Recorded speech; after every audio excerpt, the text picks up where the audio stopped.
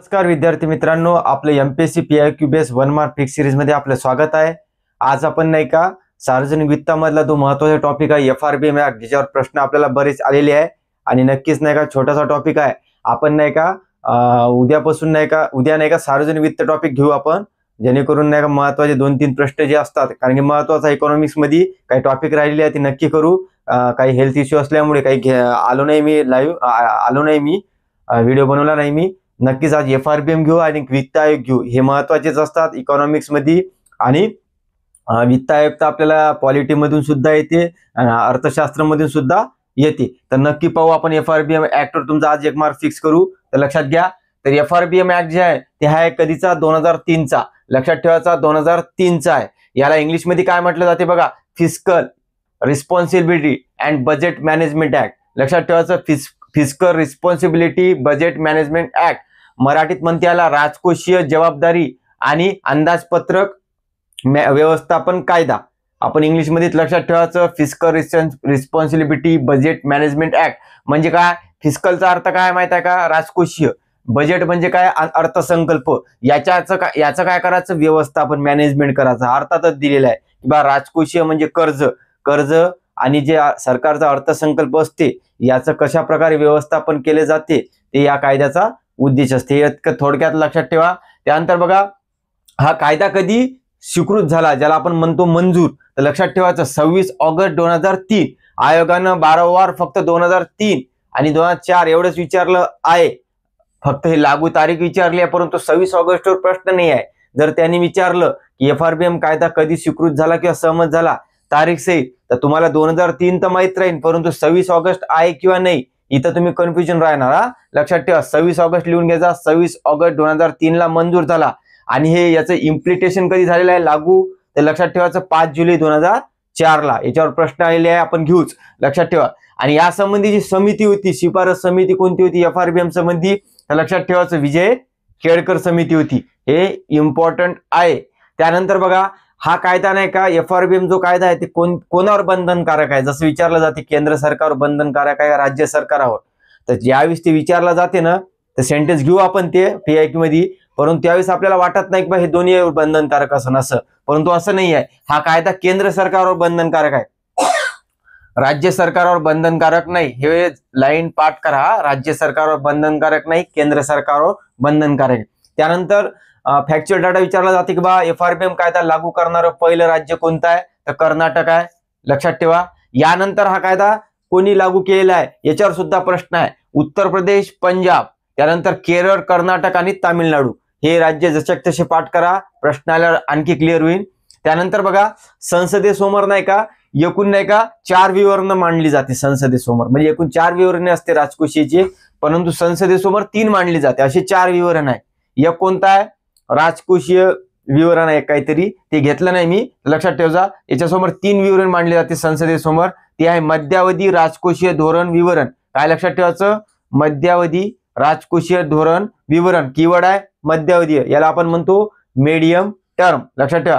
त्यानंतर राजकोषीय धोरण डावपेच विवरण, कीवर्ड आहे डावपेच विवरण, ज्याला आपण म्हणतो स्ट्रॅटेजिक विवरण। त्यानंतर आहे स्थूल अर्थशास्त्रीय आराखडा विवरण, कीवर्ड आहे स्थूल अर्थशास्त्रीय, ज्याला काय म्हणतो आपण मॅक्रो इकॉनॉमिक्स। हे लक्षात ठेवायचं, इथं मॅक्रो इकॉनॉमिक्स इन स्ट्रॅटेजी, इथे इन मीडियम टर्म, हे कीवर्ड लक्षात ठेवायचं, जेणेकरून आपल्याला जर विचारलं खालीपैकी कोणते विवरण मांडले तर आपण या कीवर्ड सुद्धा काढू शकतो। आणि जे मध्यावधी राजकोषीय धोरण आहे या विवरणाचा उद्देश काय असते माहित आहे का, जे चालू खात्यावरील जे तूट आहे ते कमी करायचे असते यांना, लक्षात ठेवायचं। करंट अकाउंट मधील जे डिफिसिट आहे ते त्यांना कमी करावं लागते, हे विचारलेलं आहे, लक्षात ठेवा। जास्त डिटेल जायचं नाही, आपल्याला याच आधारावर अशी प्रश्न सोडता येते। त्यानंतर बघा, याची उद्देशावर प्रश्न आहे, काय याचे उद्देश आहे की हे कर्जासंबंधी असते, काही असते, हे तर आपण पाठ करूच, परंतु याशिवाय जरी आलं तर असू शकते का, प्रश्न पाहायचा की बा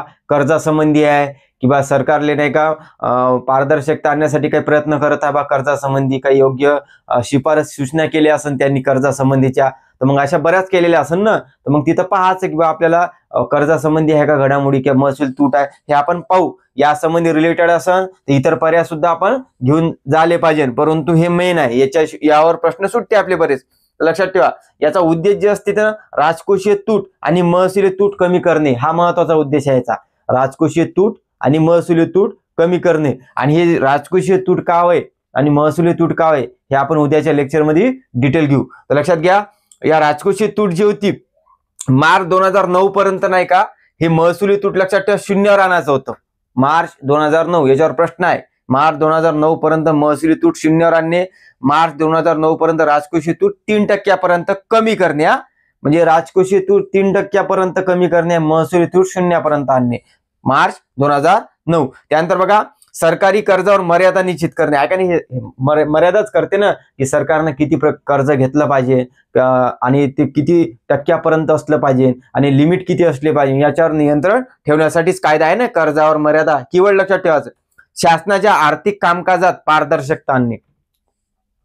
हे असणार का नाही, पारदर्शकता आणणे आहे का नाही. आपण लॉजिक म्हणतो, पाठ करायची गरज आहे का नाही, फक्त आता आले आहे तर पाहून घ्यायचं. त्यानंतर दीर्घकालीन, इथं कीवर्ड बदलू शकते, दीर्घकालीन आर्थिक स्थिरता सुनिश्चित करण्यासाठी शासनाला जबाबदार धरणे.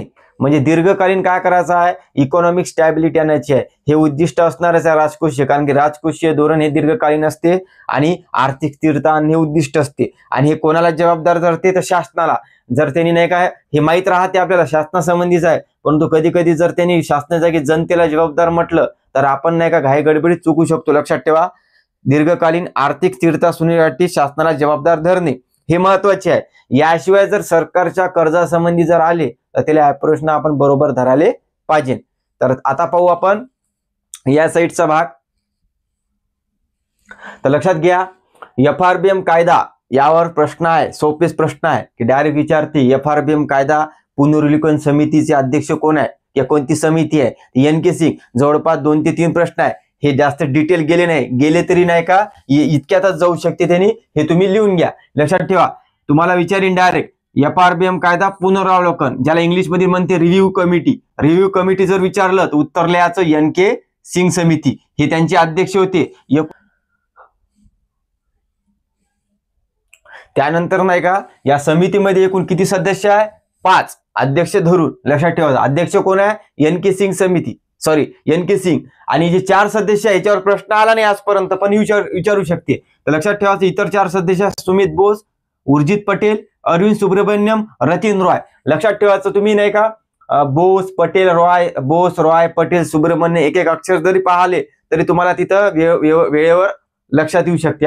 लक्षात ठेवा, हे तुम्ही 4 सदस्य पाठ करा, याच्यावर प्रश्न विचारू शकते, कारण की प्रश्न फक्त याच्यावरच आहे, कधी नेमली कोणती समिती आहे बस, बाकी याच्यावर प्रश्न नाही. तर विचारला तर इथे येईल किंवा स्थापना अहवाल होईल. त्यांची स्थापना जी झाली होती 17 मे 2016, तारीख सहित पाठ पाहिजे. 17 मे 2016 ची समिती आहे. अहवाल जी आहे जानेवारी 2017 ला आहे. अहवाल दिला वित्त मंत्रालयाला, हे सुद्धा पाठ करा, कारण की सोप्याच गोष्टी येणार आहे आपल्याला पहिल्यांदा. त्यानंतर यांनी काही शिफारस केली होती, हे मला वाटते येऊ शकते, प्रिडिक्शन आहे. लक्षात ठेवा, हे विचारू शकते. यामध्ये नाही का महसुली तूट आणि राजकोषीय तूट 2017 पर्यंत किती असली पाहिजे आणि 2023 पर्यंत किती असली पाहिजे याच्यावर प्रश्न विचारू शकते आयोगा. आणि हे आहे देसलेमध्ये दिलेलं, आणि याच्यावर प्रश्न आला नाही आजपर्यंत. आपल्याला फक्त जेव्हा 2003 चा कायदा जो होता त्याच्यावर प्रश्न आलेले, म्हणून मी तुम्हाला सांगत आहे. हे बॉक्स लक्षात ठेवा, असंच लिहा, महसुली तूट 2017 पर्यंत किती टक्के कमी कर म्हणे, 2.3%, आणि 2023 पर्यंत 0.8%. राजकोषीय तूट 3.5% पर्यंत 2017 पर्यंत आणि 23 पर्यंत 2.5%. याच्यात तुम्हाला लक्षात राहते, हे असंच लक्षात ठेवा, जेणेकरून काही विचारलं 17 का 23चं, शक्यता जास्त 2017ची विचारण्याची आहे असं मला वाटते, तुम्ही लक्षात घ्या. त्यानंतर बघा, यांनी एक शिफारस केली होती, FRBM कायदा 2003 जो आहे ना आता आपण वाचला, हा रद्द करून त्याचं नाव काय करा म्हणे माहित आहे का, त्या जागी आणा म्हणे कोणता कायदा, डेब्ट अँड फिस्कल रिस्पॉन्सिबिलिटी ऍक्ट. डेब्ट अँड फिस्कल रिस्पॉन्सिबिलिटी ऍक्ट हे रद्द करायचा, हे आणायचा. डेब्ट म्हणजे काय, कर्ज, कर्ज आणि राजकोषीय जबाबदारी कायदा. फक्त त्यांनी काय म्हटलं होतं, कर्ज लावा, कर्ज आणि राजकोषीय जबाबदारी कायदा, असं फक्त लक्षात ठेवायचं. कीवर्ड काय याच्यात, कर्ज, डेब्ट अँड फिस्कल रिस्पॉन्सिबिलिटी ऍक्ट. हे प्रश्न आला नाही, आला तर तुम्हाला आलं पाहिजे. त्यानंतर यांनी नाही का आणखी एक शिफारस केली होती की बा 2023 नंतर नाही का कर्जाचा आकडा किती असला पाहिजे केंद्र आणि राज्य सरकारचा. तर यांनी म्हटलं होतं बा केंद्र आणि राज्य सरकारचा जो आकडा आहे एकूण 60% वर नसला पाहिजे जीडीपीच्या तुलनेत. म्हणजे केंद्राचा 40% आणि राज्याचा 20%, म्हणजे एकूण किती आहे 60%. याच्या वर असला नाही पाहिजे. म्हणजे हे पाठ करा. डायरेक्ट विचारीन की 2023 नंतर केंद्र आणि राज्य सरकारचा कर्जाचा जास्तीत जास्त वाटा किती टक्क्यापेक्षा कमी असला पाहिजे. असं म्हटलं तर 60%. परंतु तुम्हाला डायरेक्ट विचारलं केंद्राचा किती तर 40%, राज्याचं विचारलं तर 20%. हे तुम्ही प्रश्नानुसार व्यवस्थित अरेंज करजा. हे जीडीपीच्या तुलनेत आहे, लक्षात ठेवा. त्यानंतर बघा आपल्याला नाही का शॉर्ट मध्ये FRBM संबंधी एकूण असा जर प्रश्न आला डायरेक्ट सोपाच की FRBM संबंधी आतापर्यंत 3 कार्यगट नेमण्यात आले, 2 नेमले, तर आपण कन्फ्युजन होऊ शकतो. तर लक्षात ठेवा FRBM संबंधी किती कार्यगट आहे 3. पहिला कार्यगट लक्षात ठेवा विजय केळकर समिती आहे 2003 ची. दुसरी आहे विजय केळकर समिती आहे, दुसरा कार्यगट 2012चा. आणि तिसरा जो आहे आता वाचला आपण हेच, ही काय आहे NK सिंग समिती, ज्याला आपण याच्यात कीवर्ड आहे रिव्ह्यू कमिटी असते. हे रिव्ह्यू. तिसरी संबंधी रिव्ह्यू कमिटी आहे, पुनरावलोकन समिती आहे. आणि जी दुसरी आहे ना त्याचं नाव लक्षात ठेवजा राजकोषीय दृढीकरण आराखडा समिती. इंग्लिश मध्ये काय लक्षात ठेवायचं कन्सोलिडेशन कमिटी. कॉन्सोलिडेशन कमिटी जर विचारलं तर विजय केळकर राही ना. म्हणजे शॉर्ट मध्ये काय लक्षात ठेवायचं की फक्त जर रिव्ह्यू कमिटी विचारलं तर NK सिंग मारायचं आणि बाकी समित्या विचारलं तर वेळेस विजय केळकर, कारण की विजय केळकर 2 वेळा आहे ना. हे लक्षात ठेवा. इतकी माहिती इम्पॉर्टंट आहे तुम्हाला. या माहितीवरून नक्कीच तुमचा नाही का FRBM कायद्यावरचा प्रश्न चुकणार नाही हे मला वाटतं. आणि याशिवाय जर आला तर प्रश्न कसा उद्देशावरच विचारणार याशिवाय, कारण की हे बाकी तर पाठांतरची माहिती आहे ना, फॅक्च्युअल आहे ना. याशिवाय जर आला आपल्याला तर आपण तिथं काय लक्षात घ्यायचं की भाई सरकारच्या कर्जासंबंधी आहे की सरकारला काही नियोजन करण्यास मदत करताय का, कर्ज व्यवस्थितपणे घ्यायचं कसं घ्यायचं यासंबंधी काही डायरेक्शन देत असन किंवा पॉझिटिव्ह गोष्ट असेल तर त्याला बरोबर धरायचं. कारण की शिफारशी खूप जास्त असतात ना विद्यार्थी म्हणून आपल्या लक्षात राहत नाही, परंतु लक्षात कोणते ठेवायचे हे फॅक्च्युअल. तर आता आपण तुमचा वेळ न घेता PIQ पाहू. बघा पहिला प्रश्न तुमच्या स्क्रीनवर आहे. STI मुख्य 2023चा आहे. FRBM कायदा 5 जुलै 2004 पासून लागू झाला. लक्षात घ्या लागू कधी झाला 5 जुलै 2004. हे विधान बरोबर आहे. स्वीकृत जर विचारलं किंवा स्वीकृत मंजूर तर लक्षात ठेवायचं 26 ऑगस्ट 2003. हा प्रश्न आपली जे कंबाईनची एक्झाम झाली आहे ग्रुप C ची, मला वाटते मागचीच का त्याच्या पूर्वीची, त्यावेळेस हा क्वेश्चन आलेला आहे रिपीट. आणि मला वाटत नाही की याच्यात घेतला मी, तर नक्कीच तुम्ही ते पाहून घ्या किंवा मी टेलिग्रामवर तो प्रश्न टाकीन भेटला तर हे पुन्हा आलेलं आहे. तिथे काय विचारलं होतं FRBM कायदा कधी लागू झाला हेच तारीख विचारली होती 5 जुलै 2004 समजा. आणि हाच क्वेश्चन इथूनच तयार झाला होता. सोपं जात नाही आपल्याला ज्यावेळेस तारखा एकसारख्या राहिल्यानं तर हार्ड जात्या. त्यासाठी लक्षात ठेवा FRBM कायदा केंद्र सरकार आणि राज्य सरकारना बंधनकारक आहे. आता इथं पहा ना असं जर माहित नसलं तर आपण दोन्ही बरोबर लिहितो पण इथे चुकते. हा कायदा फक्त केंद्र सरकारवर बंधनकारक आहे, राज्य सरकारवर नाही. आता तुमचं कन्फ्युजन राहणार नाही याच्यानंतर, फक्त बरोबर आहे. याचं उत्तर आहे 1 नंबरचा ऑप्शन.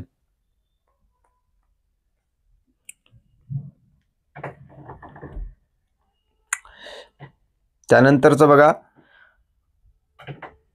2023चा पूर्व परीक्षेचा प्रश्न आहे. FRBM कायदा 2003 असे नमूद करतो की केंद्र सरकारने रिकामी जागापर्यंत महसुली तूट दूर करण्यासाठी योग्य उपाययोजना करणे आवश्यक आहे. आपण काय म्हटलं मार्च 2009 पर्यंत महसुली तूट शून्यावर आणणे, बरोबर आहे. आणि राजकोषीय तूट 3% तारीख काय मार्च 2009. पण प्रश्नामध्ये काय 2008 ते 9, तर मग जवळपासचं उत्तर मारायचं 2008 किंवा 9. आणि 9चा उल्लेख आहे त्याच्यात, लक्षात ठेवायचं 2008-9. हे प्रश्न पुन्हा रिपीट आला तर हे कारण की तारीख का दिलेली आहे मार्च 2009 वर सुद्धा प्रश्न आलेला आहे. आपण हे मारायला पाहिजे. हे सोपं आहे कारण की बाकीचे पर्याय दूरचे आहे. 2 नंबरचा ऑप्शन आहे. याच्यात महसुली तूट शून्यावरच आणायची आहे, राजकोषीय तूट 3%. त्यानंतर बघा आपल्याला विचारलं होतं राज्यसेवा मेन 2023 खालीलपैकी कोणत्या समितीची स्थापना वित्तीय जबाबदारी आणि अर्थसंकल्पीय व्यवस्थापन कायदा 2003च्या पुनरावलोकनासाठी करण्यात आली. आलं पुनरावलोकन म्हणजे 2003चा जो कायदा आहे त्याचा रिव्ह्यू करायचा आहे, हेच वाली कमिटी. उत्तर राहील NK सिंग समिती. आता जर बघा 2016ची आहे, याचा ऑप्शन 4 आहे.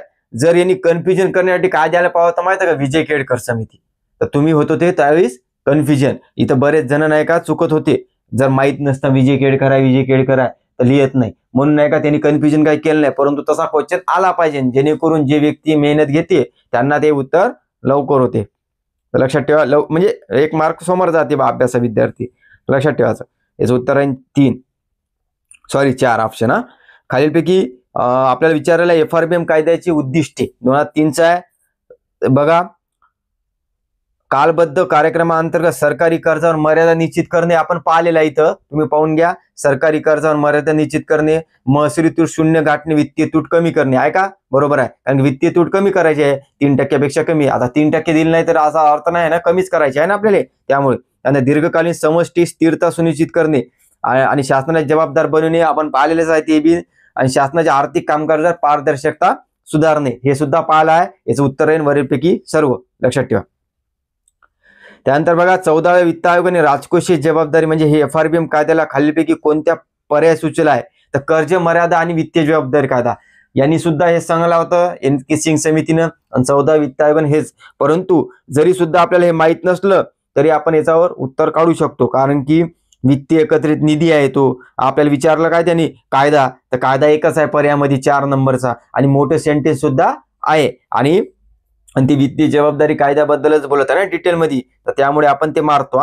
बाकी तर ते वित्तीय तूट तर राजकोषीय तूट बोलत आहे, ते असणार का? ते तुटीची संकल्पना आहे ना.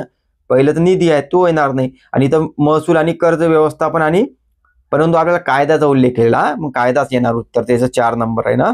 आणि हे लिहून घ्यायचं तुम्ही. 14 वित्त आयोगाने काय म्हटलं आणि NK सिंग समितीने काय म्हटलं. हे डेप्ट अँड यांनी काय म्हटलं होतं, डेप्ट अँड फिस्कल रिस्पॉन्सिबिलिटी ऍक्ट म्हटलं यांनी. कर्ज आणि राजकोषीय व्यवस्थापन कायदा यांनी कर्ज मर्यादा उल्लेख केलेला आहे. लक्षात ठेवा. यांनी फक्त उल्लेख केलेला आहे. एवढा फरक लक्षात ठेवा. पुन्हा आला तर आला पाहिजे आपल्याला. त्यानंतर बघा ST अमेंड 2019चा आहे राजकोषीय जबाबदारी आणि अंदाज कायद्याबद्दल विधान विचारत घ्या. पहिलं सेंटेन्स, केंद्र सरकारने राजकोषीय जबाबदारी आणि अंदाजपत्रक व्यवस्थापन कायदा 2004 मध्ये मंजूर केला. हे विधान चूक राहील. मंजूर कधी केला त्यांनी? 2003 ला, 26 ऑगस्ट 2003. त्यामुळे इथं चुकू शकताय. 2-3 वेळा रिपीट आहे. 2009 पर्यंत महसुली तूट घट करून 0वर आणणे विधान बरोबर आहे. मार्च 2000 पर्यंत GDPच्या 3% पर्यंत राजकोषीय तूट कमी करणे. आता हे 2 बरोबर आहे, फक्त चुकीचं आहे. लक्षात ठेवा. याचं ऑप्शन राहील फक्त 2 नंबरचं. कधी कधी काय करणार त्यांनी महसुली तूटच्या जागी राजकोषीय तूट 0 करायची म्हणते आणि तिथं 3% करीन, असंही करू शकते. कारण की त्यांच्यासाठी दुसरं काही नाही माहिती, इथंच ऍडजस्ट करायला लागते त्यांना. लागू स्वीकृत फरक इतका जाते की आपल्याला परफेक्शन किती येते. हे बघा, हे प्रश्न आणखी आलेला आहे, पुढे दाखवतोच तुम्हाला. बघा 2018चा पूर्व परीक्षेचा आहे. केंद्र सरकारच्या अगोदर नाही का खालीलपैकी कोणत्या राज्यांनी राजकोषीय जबाबदारी कायदा अंमलात आणला होता?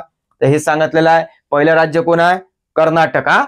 त्यानंतर बघा उत्तर प्रदेश, पंजाब, केरळ आणि तामिळनाडू. ऑप्शन नंबर काय राहील?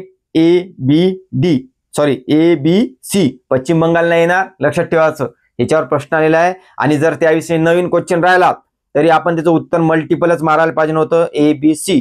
लक्षात ठेवा. आता जरी माहित आहे त्यावेळेस आपल्याला हे माहित नव्हतं. आपल्याला एक राज्य माहित होतं कारण की PIQ आहे, तुम्ही मला दाखवतो. म्हणजे आपल्याला समजलं की B बरोबर आहे.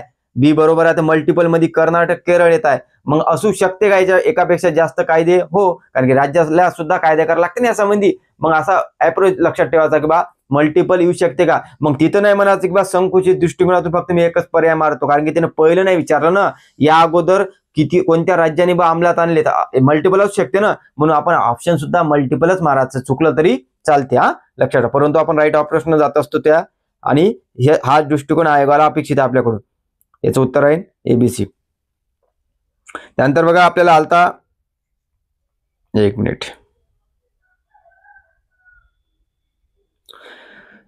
आता आपण ते 2019चा पाहिला होता STIचा.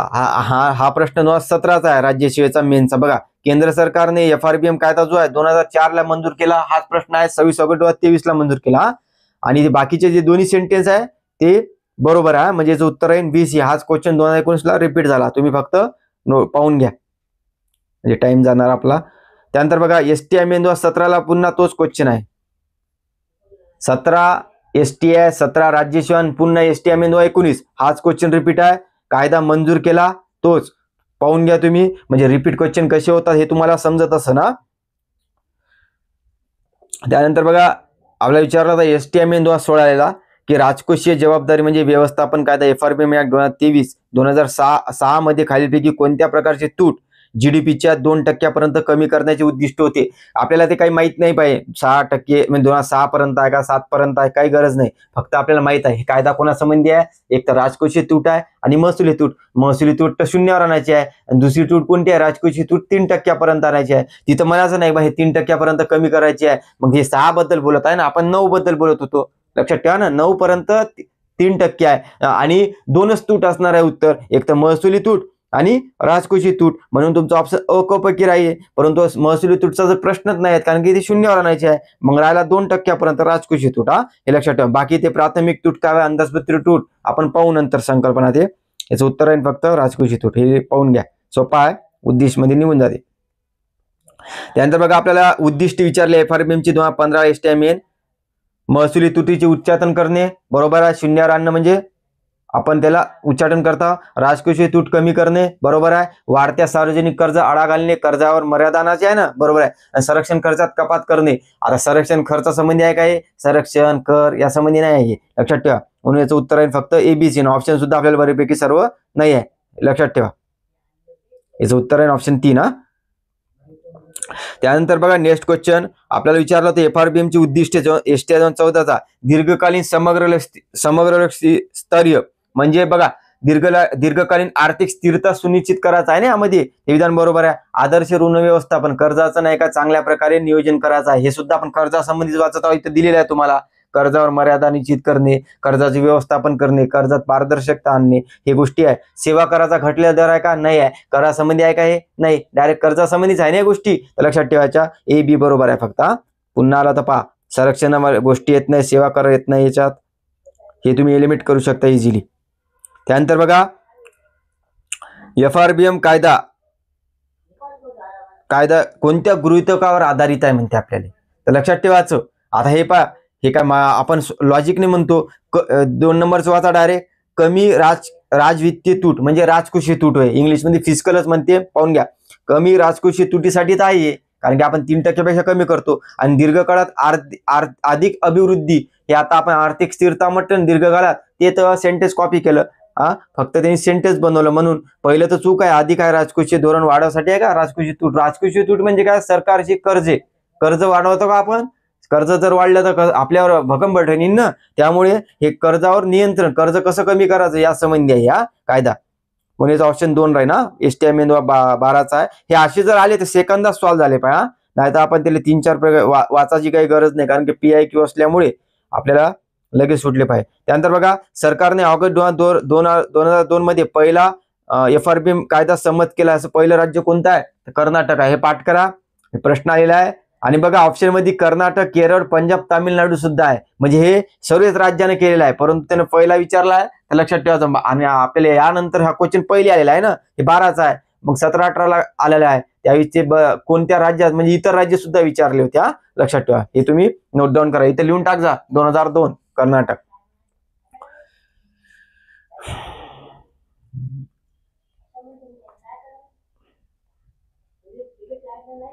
तर एक नाही का फक्त तुम्ही कंबाईंडचा नाही का एक प्रश्न ऍड करता ग्रुप C चा 23 का 24 मधलाच आहे किंवा लेटेस्ट मधला. लेटेस्ट नाही आहे त्याच्या पूर्वीचा 24चा आहे वाटते. पाहून घ्यायचा एकदा. डायरेक्ट लागूवरच आहे. नाही पाहिला तरी चालते परंतु लागूवर आहे. डायरेक्ट तारीखवर आहे. आणि नेमकं नाही का तुम्हाला FRBM कायदा मला वाटत नाही की यापेक्षा बाहेर येईल. आणि नक्कीच तुम्हाला नाही का यावर जर प्रश्न आला तर 1 मार्क नक्की फिक्स होईल. आपण नाही का सार्वजनिक वित्त टॉपिक उद्या डिटेल घेऊ जेणेकरून आपल्याला आणखी 2-3 मार्क आपले फिक्स झाले पाहिजे. आपण जवळपास नाही का इकॉनॉमिक्सचे बरेच टॉपिक घेतलेले आहे. फक्त 2-3 टॉपिक राहिलेले आहे. आपण ते घेऊ आणि इकॉनॉमिक्स संपू कारण की मला सुद्धा अभ्यासाला नाही का वेळ नाही भेटत आहे. आणि त्यामुळे मी बी सुद्धा अटेम्प्ट देणार आहे ना. त्यामुळे मला सुद्धा नाही का लास्ट काही 20-25 दिवस सुद्धा रिव्हिजन करा लागते. आणि काही राहिले आपले सायन्सचे काही टॉपिक महत्वाचे घेऊ आपण. त्यानंतर लोकसंख्या घेऊ. लोकसंख्येचे टप्पे ज्याच्यावर सोप्या कॅटेगरीमध्ये क्वेश्चन येते ते करू. तर नक्की जर तुम्हाला हा व्हिडिओ हेल्पफुल ठरत असेल तर नक्की लाईक करा, कमेंट करा, शेअर करा. धन्यवाद.